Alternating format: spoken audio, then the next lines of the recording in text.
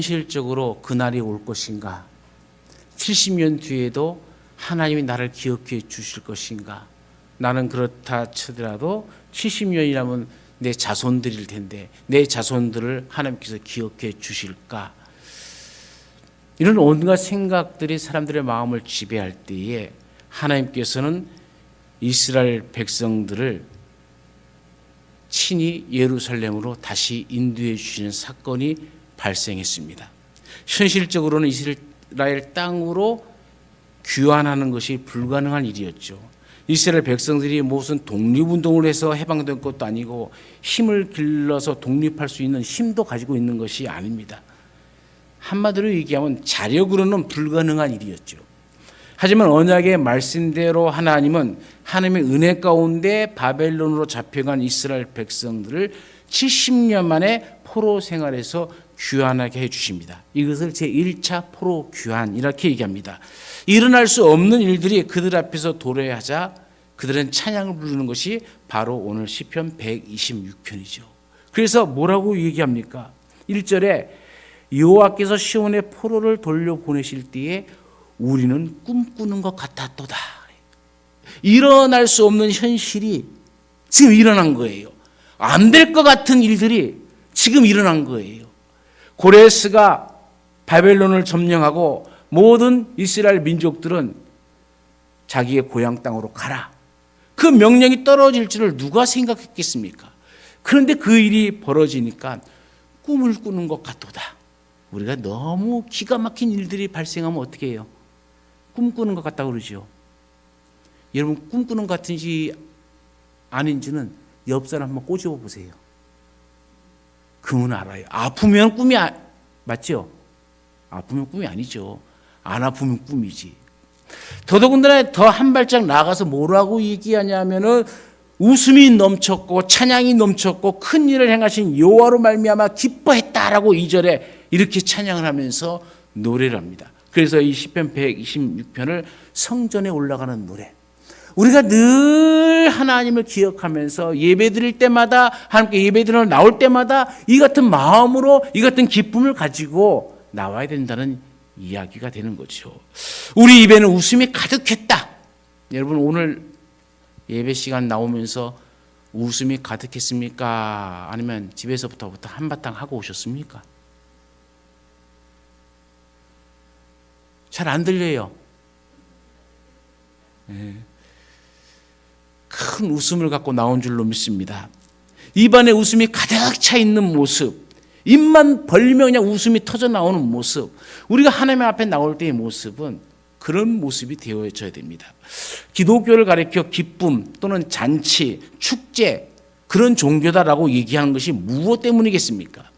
우리가 해결할 수 없는, 인류가 해결할 수 없는 이 죄의 문제를 깨끗이 예수님께서 해결해 주셨기 때문이에요. 죄로부터의 완전한 자유, 참된 구원, 그리고 주님 안에서 주님이 주신 진리의 기쁨이 충만해 있기 때문에 우리가 날마다 한 날 한 날이 새로워져야 되고 기뻐져야 되는 겁니다. 포스트 모던 이 사회 특징 중에 하나가 무엇이겠습니까? 재미 아닙니까? 재미. 공부도 재미를 가지고 공부하는 사람과 의무적으로 하는 사람이 달라요. 저희가 어렸을 때 공부할 때는 조용해야 돼요. 조용하고 막 집중하게 해야 돼요. 그런데 제 아들이 공부하는데요. 귀에는 이어폰 꽂고 몸은 뒹굴뒹굴 둥글면서 이게 손으로 쓰는 것도 아니고 눈으로 이렇게 보면서 수학 문제를 풀고 있어요. 저는 이해가 안 돼요. 왜? 그렇게 공부를 안 해봤기 때문에. 너 그거 이해가 돼? 풀어져? 그러니까 공부는 이렇게 해야 돼요. 더 이상 뭐 할 말이 없더라고요. 공부는 그렇게 해야 된대요. 나는 우리 아들만 그런 줄 알았어요. 그랬더니 주변을 다 둘러봤더니 요즘 다 그렇게 공부한대요. 음악은 들어놓고 뭐 하고. 아, 시대가 변했구나. 내가 방식, 내 고집을 하면은 자녀들하고 싸울 수밖에 없더라고요. 야, 그게 무슨 공부가 돼? 공부를 집중해갖고 막 쓰고 그래서 손을 들키고 눈을 들키고 입으로 들키고 하면서 막 하는 거지. 그건 우리식의 공부였어요. 근데 요즘은 그렇게 안 해요. 참 보면 많이 변했구나 그래요. 이런 교회도 마찬가지 아니겠습니까? 건강한 교회가 어떤 교회겠습니까? 웃음이 많은 교회가 건강한 교회예요. 건강하고 부흥되는 교회는 웃음이 많은 교회입니다. 좋은 성도는 어떤 성도입니까? 잘 웃는 성도예요. 내가 유머를 해도 웃지도 않고 떠드세요 나는 듣겠나이다 하면서 있는 모습과 그가 아무것도 아닌 것도 재밌다고 막 웃는 모습과는 천지 차이죠. 하늘과 땅 차이입니다. 오프라 윈프리가 우리가 잘 알지만은 그녀의 자서전을 읽어보면 재밌는 일들이 참 많아요. 그럼 그 자서전에서 나에게 성공할 수 있는 조건은 아무것도 없었다 그래요. 100kg이 넘는 몸무게, 이혼을 했던 경력, 따지고 보면 이 성공할 수 있는 조건이 자기에게는 너무나도 부족했다는 것이죠.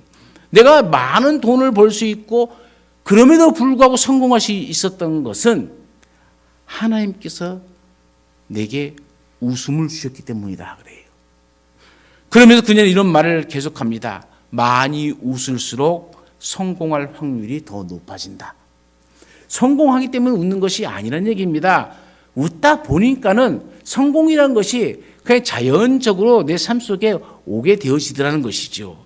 우리의 신앙생활도 이와 다를 바 없습니다. 성도의 얼굴에서 웃음이 사라진다는 것은 무언가 큰 문제가 있다는 겁니다. 세상을 가장 잘못 산 사람, 잘못 산 인생은 어떤 인생일까요? 웃어보지 못하고 죽는 사람이 제일 불쌍한 사람이에요. 아낄 것을 아껴야지.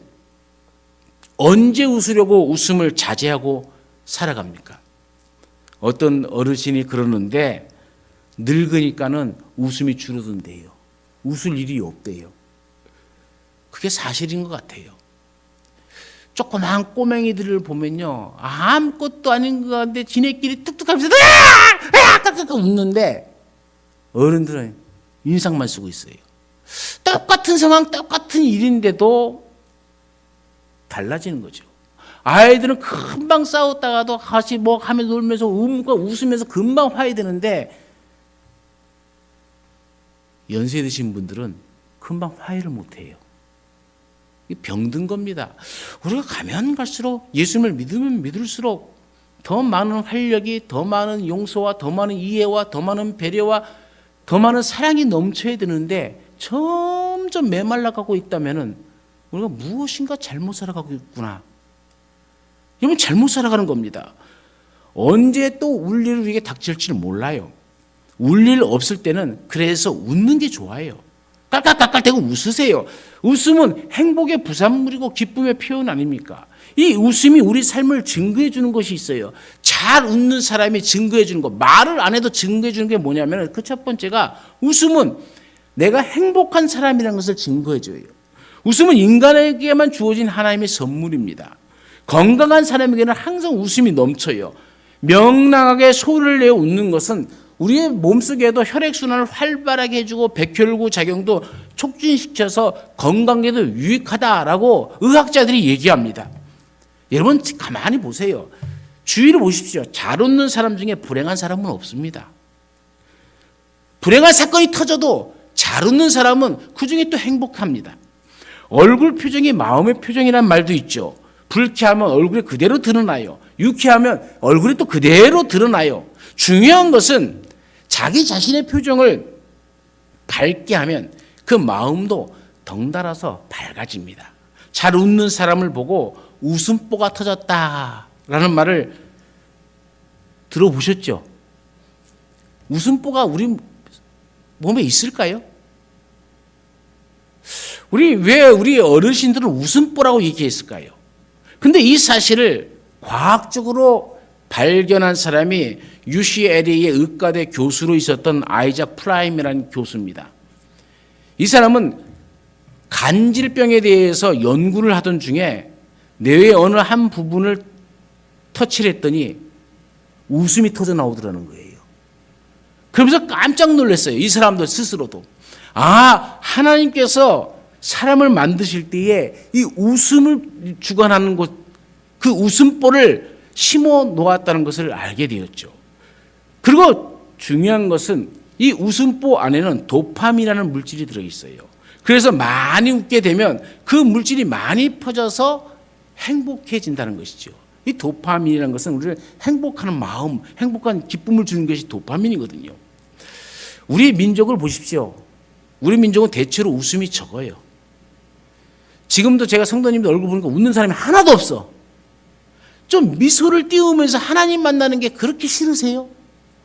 하나님 만나는데 기쁨으로 웃음을 띄우면서 기대하면서 만나야 되는데 무슨 사자도 아니고 잡아먹을 것처럼 이렇게 달려드는지 모르겠어요. 여러분 보십시오. 그래서 우리 민족은 웃음이 대체로 적어요. 그런데 웃긴 것이 뭔지 아세요? 웃음은 잘 적고 잘 웃지는 않은데 웃음에 대한 표현은 얼마나 많은지 몰라요. 웃음 소리만 해도 보세요. 하하, 호호, 헤헤, 히, 크크, 끼끼꺼. 온갖 말들이 다 있어요. 깔깔, 낄낄, 방긋방긋, 까르륵, 벙긋벙긋, 빙그레, 배시시. 예. 웃음에 대한 표현이 엄청 많아. 이렇게 나는 웃음에 대한 표현이 많은 민족은 없어요, 또. 참 재밌지 않습니까? 웃음에 대한 표현은 많은데 웃지는 않아. 참 이상하죠. 또 웃음을 지칭하는 단어도 보세요. 호쾌하게 웃는 웃음은 우리가 뭐라고 얘기합니까? 폭소라고 하죠. 와하! 막 웃는 웃음. 또 살며시 입술을 움직여서 살짝 웃는 웃음을 미소라고. 또 온통 얼굴 근육을 총동원해서 하면서 하는 것을 파안대소라 이렇게 얘기를 합니다. 싸늘한 표정으로 웃기고 있네 하는 웃음을 냉소라고 얘기하고요. 때와 장소를 안 가리고 이게 피식거리고 해프게 웃는 것을 실소라고 얘기합니다. 쟤까짓게 뭘 한다고 까불고 있어라고 하면서 마지못해 치면서 하는 웃음을 비소라고 해요. 우리에게는 폭소, 미소, 파안대소가 필요한 겁니다. 냉소, 비소, 실소는 좋지 않은 것이죠. 그러니까 여러분 오늘 우리의 삶 속에서 우리의 삶의 모든 분야를 웃음으로 해석하시길 바랍니다. 안 웃으면 정말 안 웃게 될지도 몰라요. 아니 못 웃게 될지도 몰라요. 우리가 한번 웃으면 이 앞면에만 17개 근육이 움직인다는 사실 아세요? 교회에 열심히 다니고 신앙이 좋은 사람들은요 얼굴과 절에 다니는 사람의 얼굴은 달라요. 어렸을 때는 잘 몰라요. 구별이 안 돼요. 근데 60을 넘어서 딱 가보면요 구별이 확 지어져요. 얼굴만 봐도 저 사람 교회 다니는 사람이네. 저 사람은 아니야. 그래서 아이고 교회 다니시죠? 그랬더니 아니요 절에 다니는데요 그래. 근데 얼굴이 이렇게 밝으세요. 얼굴 보니까는 교회 다닐 팔자가 아니고 교회 다닐 팔자네요. 교회 다니셔야겠네. 그리고 전도를 하는 경우도 있는데 여러분 대체로 그리스도인들의 삶의 얼굴은 밝아요. 그런데 이상하게도 절에 다니는 사람들 여러분 비교해 보세요. 얼굴이 항상 부처 얼굴하고 똑같아요. 이렇게 머물러 있어요. 왜요? 맨날 보는 게 그거기 때문에 그런 거예요. 사람은 보는 것처럼 보는 대로 닮아져 가는 거거든요. 우리 주님께서 우리에게 주신 말씀이 뭡니까? 항상 기뻐하라. 그랬죠? 바울도 계속적으로 데살로니가 교회뿐만 아니라 빌립보 교회에 편지하면서도 옥에 갇혀 있는 사람이 기뻐하라. 내가 다시 말하노니 기뻐하라 그랬잖아요. 기쁨은 하나님께서 우리에게 주시는 큰 행복한 사람이라는 증거가 되어지는 겁니다. 2024년도에는 크게 웃고 항상 여러분 마음속에 큰 웃음이 나타나기를 간절히 축원합니다. 두 번째로 웃음은 능력 있는 사람임을 증거하는 거예요. 여성들의 선정한 남성의 매력 포인트는 명랑한 성격이라든지 또 단정한 이 스포츠맨형, 또 지도력, 넓은 마음, 그 다음에 마지막으로가 유머 감각이에요. 남자들이 아내를 웃길 줄 알아야, 웃음을 줄 줄 알아야 진정한 남자입니다. 근데 우리나라 사람들은 진정한 남자가 폭력을 행하는 것이, 힘을 과시하는 것이 진정한 남자인 줄 착각하고 살아가요. 그래서 남자들이 교회 잘 안 나와요. 왜냐하면 남자들이 그게 아니다. 남자의 모습은 그것이 아니다. 진정한 남자는 이런 모습이다. 가르치니까는 자기하고 안 맞아. 여태까지 그게 살아가던 게 편하니까는. 변해야 됩니다. 바뀌어져야 되는 것이죠. 여러분, 불평과 활력이라는 것은 반비례합니다. 불평이 많을수록 활력이 떨어지고 불평이 이 쇠를 부식시키는 녹과 같아서 우리의 인생을 좀먹습니다. 불평이 많다는 것은 매력과는 거리가 멀죠. 불평이 없어져야 활력이 증가합니다. 불평도 있고 활력도 있을 수는 없는 거예요. 말끝마다 투덜대는 사람은 쉽게 병들어요. 쉽게 늙어요. 불만이 심해지면 몸이 산성화가 되어져요. 그래서 금방 늙어가는 겁니다. 그래서 우리가 연말에 모든 시상식을 때 누룽지 줬죠? 누룽지 받았죠? 희한해요. 쌀을 밥으로 먹을 때는 그 밥은 산성 음식입니다. 근데 누룽지로 만들면 그 누룽지는 알칼리성 음식이 돼요. 노화를 방지해요. 이렇게 깊은 뜻으로 선물한 겁니다, 여러분. 젊게 살라고. 여러분, 우리의 몸이 알칼리성이 돼야 되는 것이죠. 활력이 넘쳐야 되는 것이죠. 마귀는 만성적인 불평 불만자예요. 악은 모든 모양이라도 버리라고 성경은 이야기하고 있지 않습니까? 불평은 자기를 망칩니다.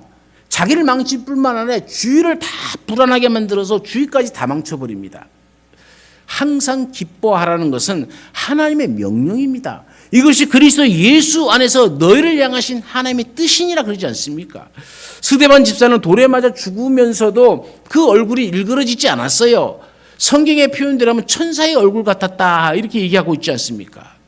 그런 성령과 능력에 충만한 사람이에요. 그러니까 자기의 환경, 사람들이 돌팔매질 당하는 사람이 뭐가 좋다고 웃겠습니까?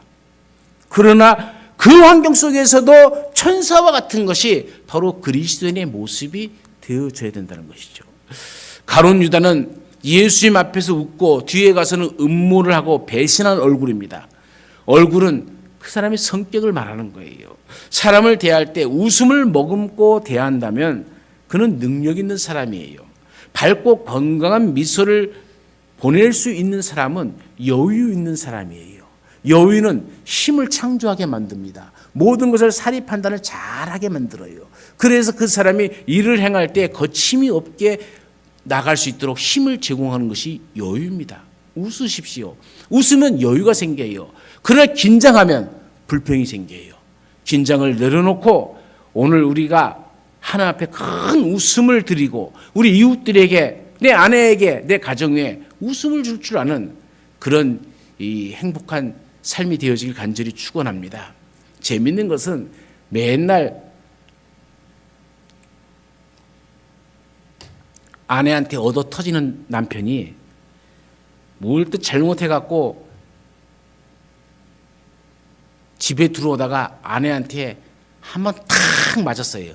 이 왼수야! 그러면서 아내가 한번 팍 때리니까는 남편이 한 대 맞고는 얼른 침대 밑으로 들어가 숨어버려요. 그러니까 아내가 쫓아와갖고 빨리 안 나와! 내가 안 나가! 빨리 나와!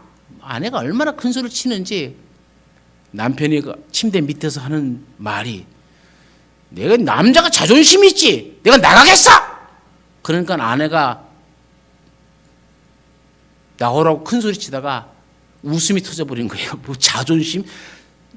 침대 밑에 숨어갖고 자존심 찾아하면서 웃음이 터져 나오니까는 웃음소리가 아내 웃음소리가 나오니까 남편이 그때서 나오니까 괜찮아? 그러니까 아이고 하면서 상황 종료.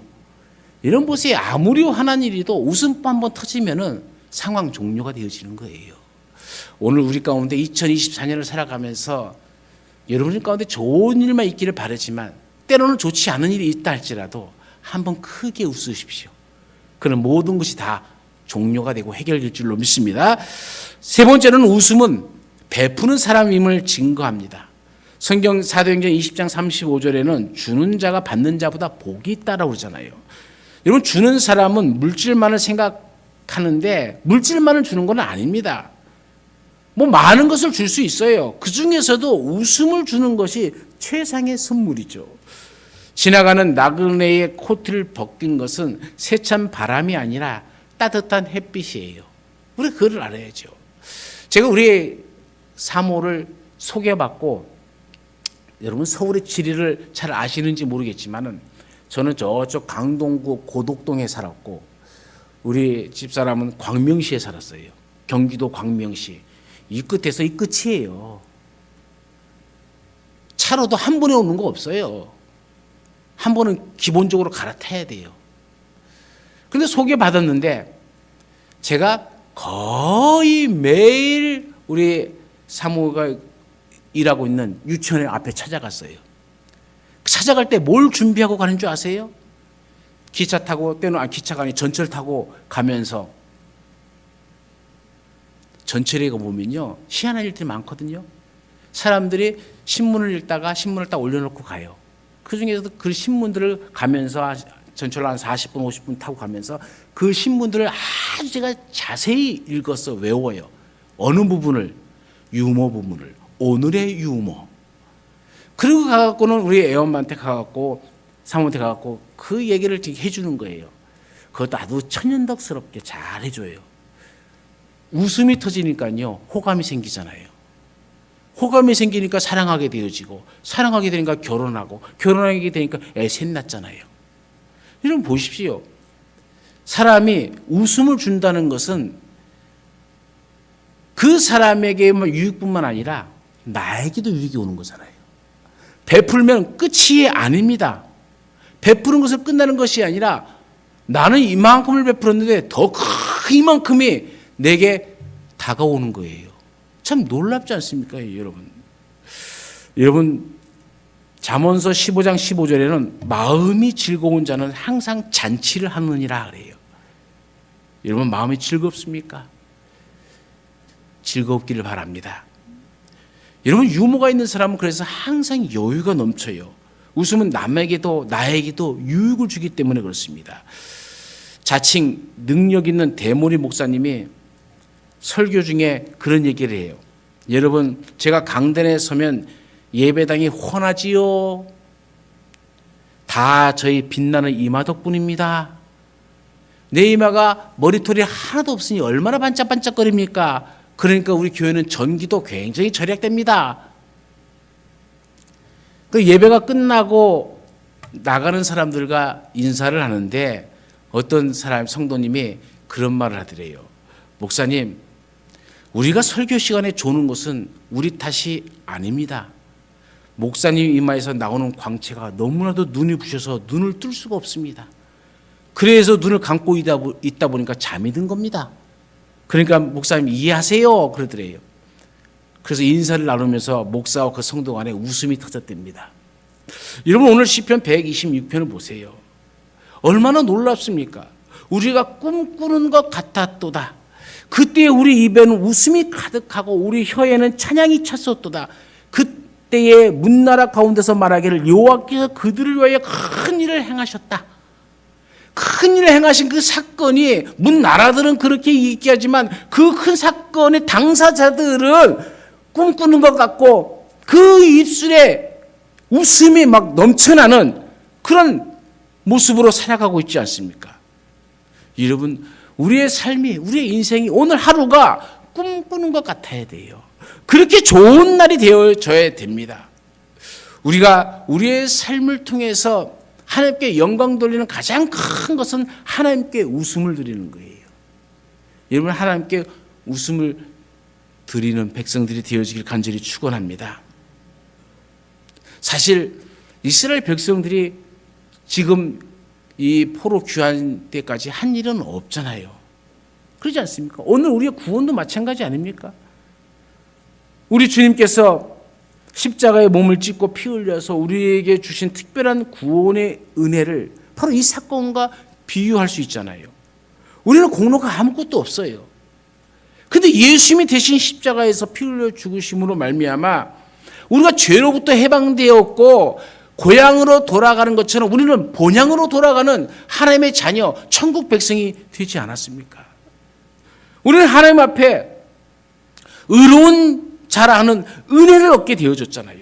사망에서 생명으로 변화되었잖아요. 저주에서 축복으로 우리 인생이 바뀌었잖아요. 질병에서 치료받는 인생으로 변화되었습니다. 영원한 심판에서 영생으로 복을 누리는 자가 되었습니다. 그렇다면 마땅히 우리 가운데는 웃음이 터져 나와야죠. 오늘 이들의 고백처럼 우리가 꿈꾸는 것 같았도다. 우리 입에는 웃음이 가득하고 우리 혀에는 찬양이 넘쳤도다라는 이 모습이 오늘 우리 가운데 믿는 자들 가운데 나타나야 되지 않겠습니까? 여러분, 구원받은 감격이 얼마나 큰 것인지를 우리가 깨달아야 하나님의 모든 일, 세상에 살아가는 모든 일들, 내게 닥치는 모든 일들이 은혜가 되어지는 거예요. 그리고 그 은혜 가운데 살아갈 때에 사람이 기쁨이 넘쳐나고 그 입술에서는 노래가 흥얼흥얼 넘쳐나기 시작하는 것 아니겠습니까? 여러분, 엘라 골짜기에서 다윗이 던진 물맷돌을 정통으로 맞고 골리앗이 쓰러졌잖아요. 누가 제일 기뻤겠습니까?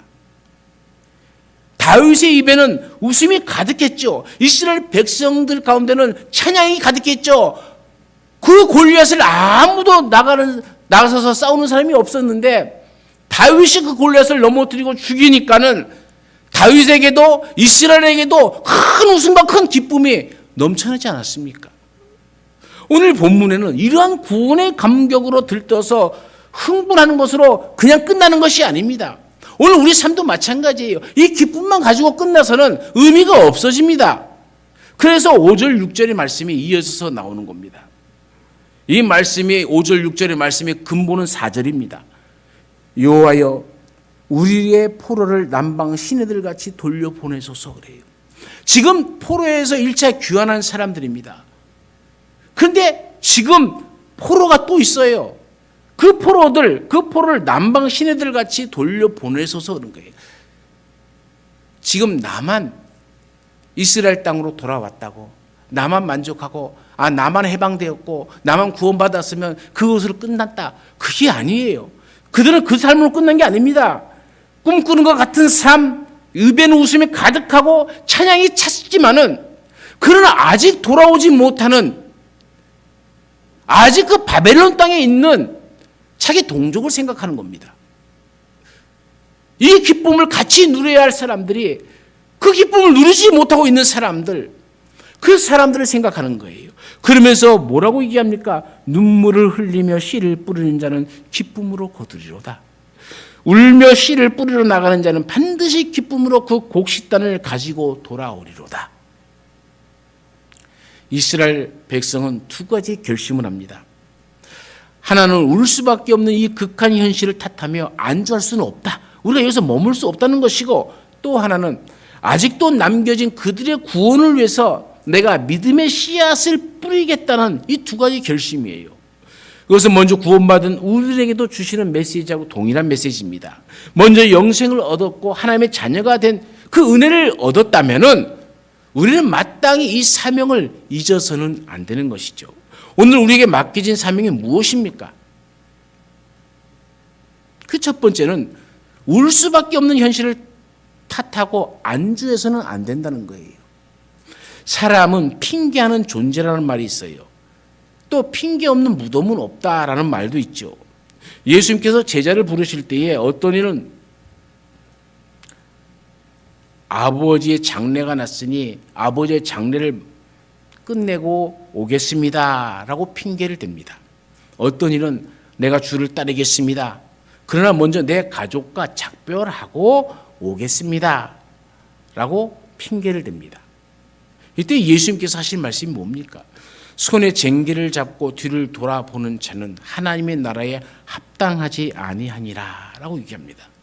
내 일을 다 하고 난 후에, 내 체면 다 치르고 난 후에 시간 나면 하나님의 일을 하는 것이 아니라는 얘기예요. 예수님의 부름받은 제자들을 보십시오. 예수님께서 그들을 부르실 때 베드로와 안드레는 그물을 버려두고 예수님을 쫓았다고 마태복음 4장 20절에 얘기합니다. 그리고 그 22절 뒤이어서는 야고보와 요한이 배와 아버지를 버려두고 예수님을 따랐다라고 얘기합니다. 영혼을 구원하고 하나님의 나라를 선포함에 있어서 많은 장애물이 있죠. 육신의 피곤함이나 또 주위의 사람들의 손가락질도 있습니다. 또 사랑하는 사람들이 몰이해와 핍박도 있습니다. 그야말로 가슴 아파하며 울 수밖에 없는 상황이 있다는 것이죠. 복음 전함에 있어서 장애물은 얼마든지 우리 가운데 있습니다. 그러나 바울 사도는 뭐라고 얘기합니까? 내가 전하지 않으면 내게 화가 미칠 것 같다라고 얘기하지 않습니까? 오늘도 내일도 복음을 전하는 사명, 그것이 먼저 귀환한 이스라엘 백성들의 기도 제목인 것처럼 오늘 우리도 먼저 구원함을 얻었다면 아주 구원함을 받지 못한 이들을 위해서 기도하고 오늘 내 삶에 안주하는 것이 아니라 내 삶에서 일어나서 그들을 향해서 그들의 구원을 향해서 일어서서 하나님의 말씀을 전해야 될 줄로 믿습니다. 그래서 두 번째가 사명의 실천입니다. 눈물을 흘리며 씨를 뿌린다. 여러분, 그리스도인들이 뿌려야 할 씨앗이 무엇이겠습니까? 첫 번째는 영혼 구원을 위한 눈물의 기도가 있어야 됩니다. 사람이 무엇으로 심든지 그대로 거두리라고 하신 성경 말씀 우리가 다 기억합니다. 어머니가 자식을 위한 눈물의 기도는 반드시 열매를 맺게 되어 있습니다. 자녀가 부모님을 위한 기도의 응답도 반드시 이루어집니다. 남편을 위한 아내의 눈물의 기도, 아내를 위한 남편의 눈물의 기도도 응답되어집니다. 아브라함의 조카 롯을 위해서 아브라함이 6번의 작정 기도의 장면이 창세기 18장에 나오지 않습니까? 그 결과 소돔성이 불과 유황으로 심판을 받을 때 그 조카는 구원함을 받지 않았습니까? 창세기 19장 29절에는 하나님의 그 지역의 성을 멸하실 때에 곧 롯이 거주하는 성을 엎으실 때에 하나님이 아브라함을 생각하사 롯을 그 엎으시는 중에서 내보내셨더라. 이렇게 증거하고 있지 않습니까?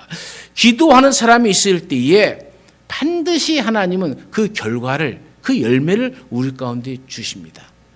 어떤 어머니가 임종을 맞이하게 돼 있어요. 세 아들을 모아놓고 마지막 유언을 합니다. 큰 아들과 둘째 아들을 보면서 어머니가 이렇게 인사를 합니다.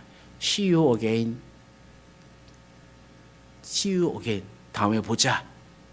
그 말입니다. 그리고 막내 아들을 바라보면서 goodbye. 첫 번째, 두 번째 아들에게는 다시 만나자 했는데 막내에게는 안녕. 막내가 가만히 생각해 보니까 인사말이 달라요. 그래서 어머니는 왜 형들에게는 see you again, 다시 만나자 해놓고 왜 나한테는 안녕하고 굿바이 하냐고. 그 이유가 뭐야? 그랬더니 그 어머니가 얘야, 너희 큰형과 둘째 형은 엄마가 기도한 대로 예수님을 구주로 영접했으니 천국에서 다시 만나자고 했다.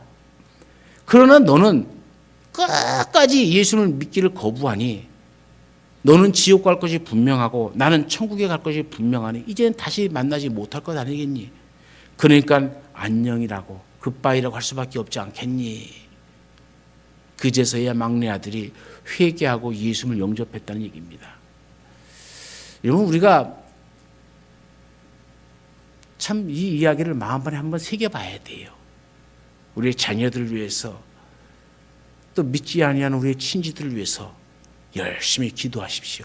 기도의 씨앗을 뿌리셔서 오늘 말씀처럼 기쁨으로 거두는 은총이 있기를 간절히 축원합니다. 두 번째는 영혼 구원을 위한 전도의 씨앗을 뿌려야 됩니다. 에스겔서 3장 17절과 33장 7절부터 9절에는 동일한 말씀이 두 번이 나옵니다. 네가 깨우치지 아니하거나 말로 악인에게 일러서 그의 악한 길에서 떠나 생명을 구원하게 하지 아니하면 그 악인은 그의 죄악 중에서 죽으려니와 내가 그의 핏값을 네 손에서 찾을 것이다. 이런 말이 두 번을 에스겔서 3장과 33장에 같이 나옵니다. 이사야 선지자는 탄식하면서 뭐라고 얘기합니까? 전하는 이가 없이 어찌 들으리요? 전해주는 사람이 없는데 어찌 들을 수 있겠느냐라고 얘기합니다. 하나님은 전도에 미련한 것으로 구원의 역사를 이루어 가십니다. 사람들은 전도가 미련한 것이라고 합니다. 여러분, 전도해 보십시오. 수치를 당하기도 합니다. 거부당할 때 거부감 때야 상실도 감도 오기도 합니다. 그러나 그것이 오늘 먼저 믿는 자의 사명입니다. 이 사명을 우리가 잘 감당해야 됩니다. 내가 올 한 해 기도하십시오. 지금까지 그렇게 기도하지 않았더라도 오늘부터 기도하십시오. 하나님, 2024년 올 한 해가 가기 전에 내 양손에 한 명씩 전도의 열매를 맺히겠습니다. 그래서 기드온의 300용사처럼 우리 교회도 300여 명이 넘는 그런 교회가 되게 하여 주옵소서. 그렇게 기도하십시오. 안 하기만 하면 나한테 혼날 줄 알아요. 그렇게 꼭 기도하시길 바랍니다. 유바 또 아멘도 안 하잖아요. 꼭 기도하셔서 그 하나님의 크신 역사를 이루어 나가는 우리의 삶이 되어질 간절히 축원합니다. 세 번째로는 하나님께 받을 상급을 위한 헌신과 충성의 씨앗입니다. 사무엘하 19장 31절부터 39절에 보면은 다윗이 그 아들 압살롬의 반역으로 황급히 도망가는 장면이 나옵니다. 아무것도 준비하지 못한 채 맨발로 울면서 도망갑니다. 사람들이 모두 다윗에게 등을 돌립니다. 민심은 금방 다윗에게서 압살롬에게 다 기울어졌습니다. 이제는 다윗도 미래를 장담할 수 없는 상황이 되어버렸습니다. 그야말로 이스라엘 나라는 압살롬에게 줄을 서야 출세해야 하는 길이 열리게 되었고, 다윗에게 줄을 섰다가는 죽음밖에 찾아올 곳이 없는 그런 상황이 되었죠. 이때 다윗과 다윗을 따르는 일행들이 굶주림과 서러움에 떨고 있을 때에 바르실레라는 80 노인이 다윗 앞에 나타나요. 그리고 다윗과 다윗을 따르는 그 모든 사람들을 극진하게 자기의 재산을 다 털어서 대접을 합니다. 그리고 얼마 후에 이제는 전세가 뒤바뀌어 버렸죠. 압살롬이 죽고 다윗이 다시 왕궁으로 돌아오게 되어집니다. 다윗이 여러분 그때 제일 먼저 그 바르실레를 부릅니다. 그리고 왕궁에서 나와 함께 살자. 제의를 하죠. 네가 나에게 베풀어줬던 거 내가 몇 배로 다 갚아줄 테니까는 나하고 같이 살자. 그때 바르실레는 정중히 거절을 합니다. 그러면서 자신의 아들 김함을 천거합니다. 나 대신 내 아들을 잘 챙겨주세요 하면서 김함을 소개하죠. 그때 다윗이 그의 아들 김함을 그 아버지의 헌신을 기억하면서 왕궁으로 인도하고 신하로 삼습니다. 여러분, 이 모습이 왜 성경에 기록되어 있을까? 그것은 바로 그리스도인들의 미래를 위한 예시입니다. 지금 자신과 자녀가 받을 미래를 위해서 헌신과 충성의 씨앗을 심어 놓아야 됩니다. 그래야 머지않는 날 주께서 보응해 주시는 날에 우리가 크게 웃을 수 있고 큰 기쁨이 우리 가운데 있게 되어지는 것이죠. 오늘 본문에 뭐라고 얘기합니까? 기쁨으로 거두고 반드시 기쁨으로 그 곡식단을 가지고 돌아올 것이다. 빈손으로 올 것이다 말하지 않습니다. 그것을 거두어 곡식단을 가지고 온다. 기쁨과 웃음의 원인을 수평적인 데서 찾지 말고 하나님께 수직적인 관계에서 찾으라는 얘기예요. 하나님 때문에 좋고 하나님 때문에 기쁘고 하나님 때문에 평안하고 그래서 나는 웃을 수 있다. 그런 삶을 살아가야 되는 것이죠. 바울은 빌립보 감옥에서도 기뻐하고 기도하고 찬송했습니다. 억울하고 분통 터지르고 땅을 치고 통곡해야 하는 감옥 아닙니까? 감옥이 빌립보 감옥에 왜 갇혔습니까? 귀신 들린 애 고쳐준 것 때문에 갇혀있어요. 그게 갇힐 일입니까? 갇힐 일이 아닙니다. 모두에게 좋은 일입니다. 단 한 사람 빼놓고요. 그 사람이 누굽니까? 그 여종의 주인, 귀신 들린 자의 주인. 그 주인은 그것을 통해서 돈을 벌었어요. 그런데 고침을 받으니까는 돈을 못 버니까 바울을 고소해버리는 겁니다. 그래서 감옥에 갇혔어요. 갇힌 사람의 입장에서 생각해 보십시오. 얼마나 억울합니까? 선한 일을 했는데 선한 상이 오는 것이 아니라 매가 오고 감옥에 갇히고 억울한 소리나 듣고 그러면 하고 싶겠습니까? 그런데 바울은 억울하고 분통 터지고 땅을 치는 거 통곡하는 것이 아니라 신라와 함께 기도하고 찬양합니다. 하나님의 선하신 뜻이 있음을 믿고 기도하는 겁니다. 감사로 기도하고 기쁨으로 찬양을 올려드립니다. 그때 무슨 일이 벌어집니까? 옥토가 흔들리고 착고가 다 풀어지는 놀라운 역사가 일어나고 그 사건을 통해서 옥문 간수장으로부터 그 감옥에 갇혀 있는 모든 사람들이 복음의 말씀을 듣고 예수를 믿게 되어지는 놀라운 역사가 일어나지 않습니까? 불행하다 생각하지 마세요. 왜 이런 환경이라고 생각하지 마세요. 그 환경을 주신 하나님을 생각한다면은 우리는 그것을 얼마든지 바울이 그 감옥을 전도처로 만들고 모든 사람을 복음화시켜서 하나님의 백성으로 만드는 것처럼 우리 가운데도 그런 역사가 나타나게 될 줄로 믿습니다. 이렇게 기뻐하고 웃으면 우리 삶 속에 어떤 일이 일어납니까? 생리적 변화가 일어나요. 웃으면 우리의 잠든 에너지가 깨어납니다. 신체 리듬이 되살아나고 엔돌핀이 살아납니다. 신체 운동이 활발해집니다. 그리고 두 번째는 분위기가 바뀌어요. 인간관계가 바뀌어갑니다. 집안 분위기도 바뀌고 교회 분위기도 바뀌고 나라 분위기도 다 바뀌어요. 분위기가 바뀌면 일의 능률도 오르게 되어져 있습니다. 세 번째로는 영혼이 회복되어져요. 말씀드린 대로 주님을 향한 믿음이 확실하면 구태여 한숨 쉬고 낙심하고 절망할 이유가 없다는 얘기입니다. 믿음의 태도가 바뀌면 우리의 인생이 바뀌게 되어집니다. 내가 웃으며 산다는 것은 내 믿음의 태도가 바뀌었다는 증거입니다. 개는 기분 좋으면 꼬리를 흔들죠. 사람은 기분 좋으면 웃습니다. 내 영혼이 기뻐하면 그 기쁜 얼굴로 나타나게 되어지는 거죠. 얼굴은 내 것이지만 보는 것은 다른 사람이에요. 내 얼굴을 내가 보기보다는 다른 사람이 내 얼굴을 더 많이 보죠. 남이 보는 내 얼굴은 어떤 얼굴입니까? 우는 얼굴입니까? 웃는 얼굴입니까? 성난 얼굴입니까? 미소 짓는 얼굴입니까? 제 아무리 비싼 돈 주고 성형 수술을 했다 하더라도 화내면서 불평 불만 가운데 살아가면 하나도 안 이뻐요. 그러나 아무리 주림진 얼굴이라도 웃으면은 매력이 있고 이뻐요. 웃고 삽시다. 올 한 해 웃고 삽시다. 그래서 하나님이 주시는 그 웃음이, 그 기쁨이 올 한 해 우리 삶 속에 가득가득 차여지기를 간절히 축원합니다. 우리 가운데 함께 하신 하나님, 2024년도 두 번째 주일을 우리가 하나님 앞에 예배드리며 하나님께서 주신 말씀 가운데 우리가 다시 섭니다. 이스라엘 백성들이 그 기쁨의 날이 우리는 꿈꾸는 것 같았다. 그때 우리 입에는 웃음이 가득하였다. 우리 혀에는 찬양이 찼었다라고 고백합니다. 오늘 우리의 삶이 이와 같이 되게 하여 주옵소서.